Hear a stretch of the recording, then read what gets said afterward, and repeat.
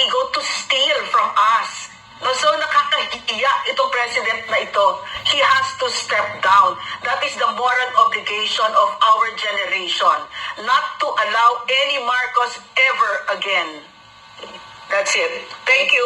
Thank you, Dr. Lorraine, for that. May question po na pumasok dito ngayon from Dare to Us. Sa mga hindi pa po nagpa-follow ka Dare to Us, siya yung pina-follow ko if I want to understand about the budget. Yeah. Kasi yun yung parang focus niya. So may question siya rito. I don't know if anyone from our panel can answer this. This is about the budget, mismong budget ng House of Representatives. Sabi rito, we would like to ask po bakit ang budget ng House of Representatives ay walang public deliberations. No presentation of budget, no scrutinization like other government agencies. We would like to raise the issue of excessive cash balance of the House. According to 224 COA report, may 27.6 billion cash and cash equivalents ang House of Representatives as of December 31, 2024. In 2023, it was 18.657 billion. According to the report, it was earmarked for payment of payables already obligated and due for payment in the ensuing years. Pero po, ang total liabilities of the same COA report in 2024 is 481 million pesos only. Bakit po ang daming cash ng House? For what purpose? Yearly, there is also a realignment of funds from personal services and capital outlay to MOOEs. And on top of that, 17.324 billion pa silang NEP to GAA increase in 2025 and 10.5 billion increase in FY 2026 budget. Bakit ang dami nilang cash at bakit patuloy ang increase ng kanilang budget na walang public budget deliberations, no scrutinization, no questions? I consider this a hypocrisy on the part of the House, scrutinizing other agencies, pero ang budget nila hindi nangyayari sa budget nila. Anyone can answer. Actually, ganito yan, ano? The fundamental question there is, bakit walang deliberation? Simple. Ayaw nilang ipaalam sa atin. Case in point, the 2025 GAA was unconstitutionally certified as urgent. Can you imagine? Budget urgent. Anong ibig sabihin kung bakit may GAA deliberations? Kasi nga, ang legislature, ang guardian of the public purse, of the national treasury. Kaya dapat yan, binubusisi lahat. Tama yung sinabi ni Chairman Cardema. Binubusisi yan. Bakit ganito? Bakit ganon? Ito bang agency na to? Nagamit mo ba yung binigay namin sa'yo? Hindi mo pala nagamit? Bakit ka namin bibigyan ulit? Etong binigay namin sa'yo, bakit dito mo ginamit sa ibang purpose? Dapat makastigo ka, etc. Can you imagine the 2025 GAA was certified as urgent? What does certification of urgency mean? It means that you dispense with the reading, the first, second, and third readings on 3 separate days. Meaning to say, isang araw lang, pwede ba nang i-approve yung pending legislation? Anong purpose ng certification of urgency? Nagkakagulo. Di ba? Magdideclare ka ng national emergency by law. Urgent yun. Lumindol. Nagkaroon ng the big one, wag naman. Kailangan ipasa na itong supplemental budget in 1 day. Ang daming natabunan, ang daming nagugutom, walang tubig, walang kuryente. 1 day. Pero budget, urgent. Di ba kinall out nga si Pangulong Marcos ni Justice Leonen in his separate opinion? It is unconstitutional because you do not use a certificate of urgency on the budget, which is supposed to be subjected to the longest debate. Kasi unang-una, yan ang budget ng bayan. Pangalawa, isang taon a-applyan. At number 3, billion, trillion pa nga ang involved. So, bakit maraming cash? Iniipit nila yung cash. Bakit walang public deliberation? Napilitan lang sila. Eto, kung napapansin nyo, napilitan lang sila sa BICAM. Pero kung napapansin nyo, sino ba nanood nung sa BICAM? Nagtiyaga. Nagtiyaga ako Mag-a-adjourn sila. Bago magpupulong-pulong sila ron, magkukumpul-kumpul sila sa isang lugar.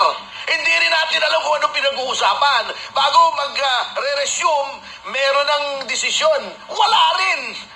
Ila-live live stream pa nila. Walang iniwan yan doon sa ICI eh. Merong guidelines for live streaming, pero umpisa nung na-create yung ICI noong September, itong taong ito, ilan ang ni-live stream na hearing? Isa! Exactly one hearing. Oo. Yun ang nangyari sa ICI. Pinaglolo ko tayo. Public daw, live stream, pero recess, private consultation doon sa bandang likod, kitang-kita naman eh. Nawawala sila eh. Nandun yung screen, hindi nawawala yung live feed, pero walang laman tong mga mesa, nandun sila sa likod. Then pagbalik nila, ayos na. Meron ng usapan, anong klase yun? How that decision has arrived at hindi rin natin alam. So, ginagago lang po tayo. Kunwari transparent. Oo, kunyari, ay nako, parang ICI nga, lahat kunyari lang, puro dapat talaga ang palitan na yung, di ba meron silang parang steam, yung may bagong luha, di ba? Oo, dapat palitan na niyo yung kanta ni eh. Ano ipapalit po? Yung kay, sino to? Si Anthony Castello? Balat kayo pala ang pag-ibig mo. Wow. Sir Cardena, you wanna add to this? Being an insider? Balat, partner.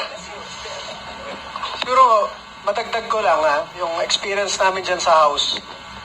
Noong 2019, hindi agad kami nakaupo. Tapos may lumapit sa Sabi amin. mo kung bakit? Tawag na. Ibang nga diskusyon. Hindi agad kami nakaupo. Tapos may lumapit sa akin mga congressmen. Sabi, Kong na rin tawag sa akin. Kong, elek ako nun. Kong, benta nyo na lang yung Duterte Youth. Makaano pa kayo, 20 to 30 million. Sabi ko, utang ina. Hindi kami nakikipag-away para sa pera. Wala nga kami pakialam dyan sa budget sa Kongreso eh. Gusto lang namin makipagdebate, magsalita, makipag-away sa mga makakaliwang grupo sa bansa. So yan ang nangyari. Pag-upo namin sa Kongreso, Vice Chair kami ng National Defense, yun ang tinututukan namin. Kaya tinutulungan namin mga kabataang Pilipino, huwag ma-recruit ng NPA at eto mga taga-AFP at PNP. Tapos ang House Bill ng Duterte Youth Party List noong unang term namin, yung pagbabalik ng Anti-Subversion Law, Anti-CPP-NPA Act, na kapag ikaw nagtatransact, nangungulekta ng revolutionary taxes and everything, lahat kayo. O ikaw politiko na nagbibigay ng pera sa mga makakaliwang grupo sa NPA, kasali ka rin. Mga ganyan. Kinakausap na naman kami ng mga ibang kongresista.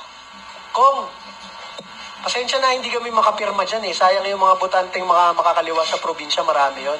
May ganun. Meron naman. Ronald, okay yan. Kaya lang di kami makasuporta kasi magrarally itong mga makakaliwa sa probinsya namin eh. Sabi ko sa mga kongresista, medyo radical kasi kami sa kongreso. Ang daming kongresista at politiko, gusto ng reservist rank sa armed forces, gusto ng arrival honor sa PNP, gusto na rango sa Philippine Coast Guard Auxiliary, pero para pumirma ka, laban sa pumapatay sa tropa ng gobyerno, ayaw mong pumirma. Anong tawag sa ganyan? Di ba? So, layuan na naman yung ibang congressman sa amin. Nung second term namin, under Marcos administration, eto na. Kami lang ang nag-file ng pagbabalik ng death penalty by firing squad para sa lahat ng taga-gobyerno na kasali sa plunder, kasali sa mga ghost projects. Wala man lang pumirma, kahit isa. Siyempre. Tapos hindi kami kinakausap. Tapos eto na, pagdating ng 2024, ang dami nga sinasabi ko sa inyo, bagong Pilipinas Serbisyo Fair. Nasabi ni Mayor Magalong, pag umattend ka, meron kang 777. 21 million para sa isang attendance. Sa 31 na invitasyon sa amin dyan, ang inyong Duterte Youth Party List, hindi namin kayang umattend. Masabi ko sa inyo, ang daming umattend, 200 plus. Hindi namin kaya umattend. Tuwing magpapadala ng invitation ng Office of the Speaker, fino-forward ko kay Congressman Pulong Duterte at kay Vice President Sara Duterte.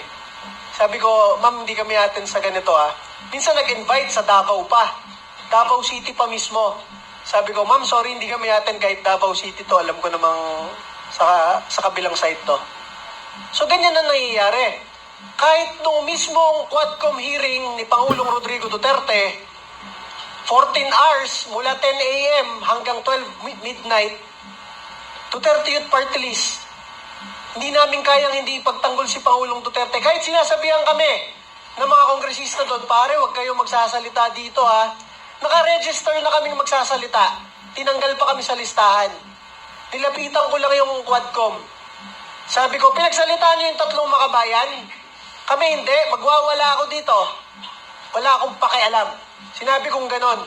Kaya nung 11 p.m. nakapagsalita kami 1 hour before mag-adjourn. Kasi galit nga ako dito sa mga makakaliwa eh. Bakit ang daming privileges ng mga makakaliwa doon? Tapos kami, gusto lang namin magsalita, ipagtanggol. Si Rodrigo Duterte na nakasalang sa Kongreso, ayaw kaming pagsalitain. Wala ba kaming karapatan bilang kinatawan ng taong bayan? Napakaraming Pilipino. Wala man lang boses sa Kongreso. Wala man lang magtanggol kay Pangulong Rodrigo Duterte. Kaya sabi ko, magwawala ako dito pag hindi nyo pinagsalita Duterte Youth. So ganyan ang aming status sa House. Hindi kami nakikialam dyan sa mga kaperahan sa House. Medyo outsider kami. Hindi kami umaten sa bigayan ng kahit ano dyan. Kahit sabihin na, Kong, meron nga lumapit sa akin, Kong, nakaano na ako. 300 million na. Meron isa, naka 600 million, nakaka-attend lang. Duterte Youth Party List ninyo, masabi ko sa inyo, kahit piso, wala. At masabi ko sa inyo, eto sa Pilipinas, sa Pilipinas, pupunta ako sa barangay, pupunta ako sa isang bayan, pupunta ako sa isang probinsya. Tapos ang sasabihin ng mga politikong kausap ko, pare, mag-e-eleksyon na dito, 500, 1,000 ang bayad sa kada botante. Kailangan nyo yan para manalo. Tangina ako, iinom na naman ako ng Losartan. Yung Losartan sa high blood yun, boss. Sabi ko, tangina. Bakit ganito yung mga sinasabi sa akin ng mga barangay chairman, mayor, gobernador na pinupuntahan namin? Dito na lang daw mag-invest sa probinsya nila. Akala ko pag sinabi mag-invest, magdala ng mga foreigner o mga negosyante para mag-invest ng negosyo. Ibig sabihin pala, mag-invest yung party list nyo dito na kayo bumili ng boto. Putang ina! Masabi ko sa inyo, ang Duterte Youth Party List ninyo, nanalo ng halos 2.5 na milyon na boto ng mga Pilipino, kahit isa doon, wala man lang binili, kahit piso. Ibig sabihin, ang mandato ng inyong Duterte Youth Party List nakakuha ng 2.5 milyon na boto dahil sa paniniwala sa aming pakikipagdebate at pagsasalita para sa taong bayan. Isipin ninyo, ang Armed Forces of the Philippines at Philippine National Police, Commander-in-Chief nila si Bongbong. Pero sa 150 na party list, ang number 1 sa AFP at PNP ngayong taon na ito, Duterte Youth Party List. Sinasaluduhan mo yung Commander-in-Chief mo. Pero ang ibinoto mo, yung kaisa-isang party list na naghain ng impeachment para matanggal ang Commander-in-Chief mo. Ganun ang sentimiento ng ating mga pulis, sundalo, mga OFWs buong mundo. Wala kaming ma-hire kahit isang coordinator sa kahit anong bansa buong mundo dahil walang pera ang inyong Duterte Youth Party List. Kahit saan tayo magpunta ngayon, Amerika, China, Singapore, Middle East, Dubai, France, Germany, number 1, Duterte Youth Party List. Wala kaming kakilala kahit isang OFW leader. Pero ang ibinoto ng majority ng mga OFW sa lahat ng bansa buong mundo, kahit mga pulis at sundalo, under ng administrasyong ito, Duterte Youth Party List po ninyo. Ganyan ang aming paninindigan. At ngayon po, finail natin sa Supreme Court yung aming kaso laban sa COMELEC. Makikita doon ng Korte Suprema. Ang sinasabi lang ng COMELEC, meron daw kami hindi na-publish na papel noong 2018 nung nag-a-apply kami. Eh nakalagay sa mismong batas ng party list, the COMELEC shall publish. Sino? Ang nakalagay sa batas na magpapublish ng mga aplikante, COMELEC po. Ang sabi ni COMELEC sa Supreme Court, pwede namin iutos yan. Pwede nyo namang iutos. Wala kayong inutos, inaprubahan nyo kami. Paano namin mahuhulaan na yung one-pager na yon? Kailangan. Lastly na lang masabi ko sa inyo, sa dami-dami ng party list dyan na bumibili ng boto, sa dami-dami ng party list dyan na nangungurakot, kahit mga kongresista, may kaso ngayon, may alam ng taong bayan, nangungurakot kasama sa mga bilyong-bilyong kalokohan ngayon. May kaso ba sila? Wala. ang tinanggal yung kaisa-isang party list na nakakuha ng 3 seats sa Kongreso, binoto ng 2.5 million na Pilipino, kaisa-isang nagbabalik ng death penalty para sa kurakot sa bansa. Tayo ang pinagtulungan, tayo ang tinanggalan ng budget, tayo ang tinanggalan ng seat sa Kongreso. Pero masabi ko sa inyo, kahit wala tayo sa Kongreso ngayon, kahit sa barangay ng Pilipinas tayo magpunta ngayon, sinasabi ng taong bayan, Sir, Duterte Youth Party List po kami, pinoto po namin kayo. Hindi tayo yung kahit saan ka magpunta, yan yung mga nangurakot ng bilyong-bilyong maleta. Hindi tayo ganon. At dahil dyan, sa inyong pagtitiwala ng ating mga kasama sa social media, mga vloggers, at ng milyong-milyong Pilipino, kaya nabubuhay ang Duterte Youth Party List. Alam ko, makakabalik tayo sa Kongreso at putang ina lahat ng kailangang reforma dyan sa Kongreso na yan at sa ating gobyerno. Lalo na pag naging Pangulo si Sara Duterte, tayo ang magbabago ng Pilipinas. Talagang, Rob, ako talaga